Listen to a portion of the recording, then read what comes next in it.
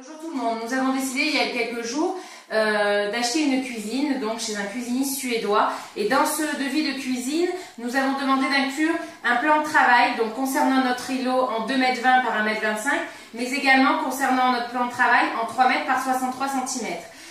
Concernant le devis final, nous étions, concernant juste ces deux plans de travail en chaîne massif, en lamellé collé, nous étions à 1 900 €.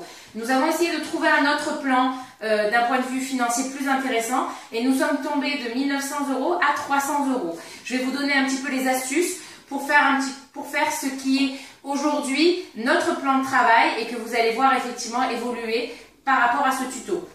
Nous avons donc besoin de 3 planches en OSB 3 anti-humidité. Nous aurions pu, si on avait voulu avoir une déco industrielle, laisser donc ces plans de travail OSB, les vernir et les utiliser comme un plan de travail terminé. Nous avons décidé par contre, nous, puisque nous voulions une touche de bois, d'utiliser donc ces planches OSB pour faire notre plan de travail en chaîne massif, en lamellé collé. Pour ce faire, nous avons eu besoin pour l'îlot de sceller les deux planches en OSB 3 en 22 mm. Nous avons eu besoin donc de colle, ce style ni clou ni vis. Nous les avons scellés également par 2 plaques en acier. Nous avons utilisé une défonceuse pour faire le gabarit et pour faire en sorte que ces deux plaques d'OSB ne se dessertissent pas.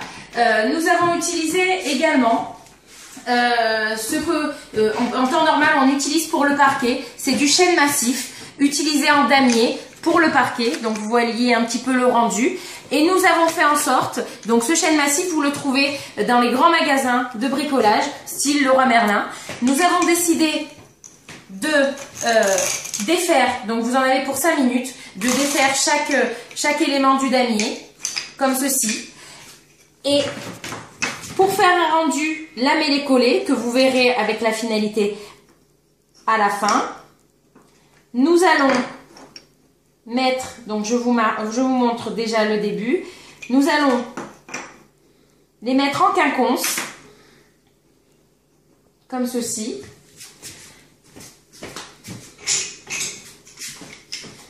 Avec ici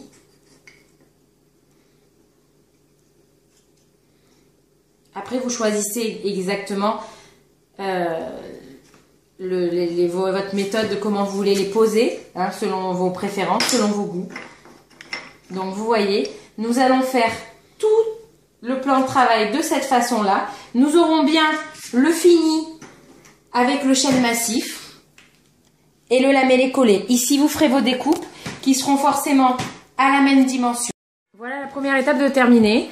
Cela va nous servir de gabarit pour la suite du plan de travail. Nous vous conseillons de laisser d'abord sécher ce gabarit pendant une durée à peu près de 12 heures. Ensuite, vous pourrez continuer les festivités.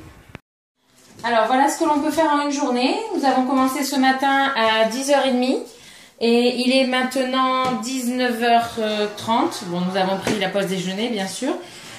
Nous avons collé la totalité des petites barrettes en bois en chêne lamellé collé dont on vous avait parlé au début. Nous avons fait donc les 2 plans de travail pour demain, puisqu'on va s'arrêter pour ce soir. Pour demain, nous allons finir les dernières découpes que nous avions laissées au préalable dès le début. La même chose pour la fin du plan de travail et vous verrez donc dès demain matin le plan de travail terminé. Nous avons terminé le plan de travail. Pour avoir un rendu des plus corrects, nous avons utilisé une ponceuse à papier.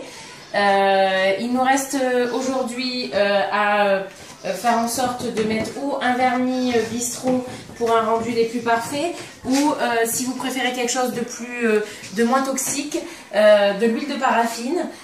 Moi je vous la conseille, c'est quelque chose de très très bien au niveau du rendu du bois et vous le verrez dans le prochain tuto.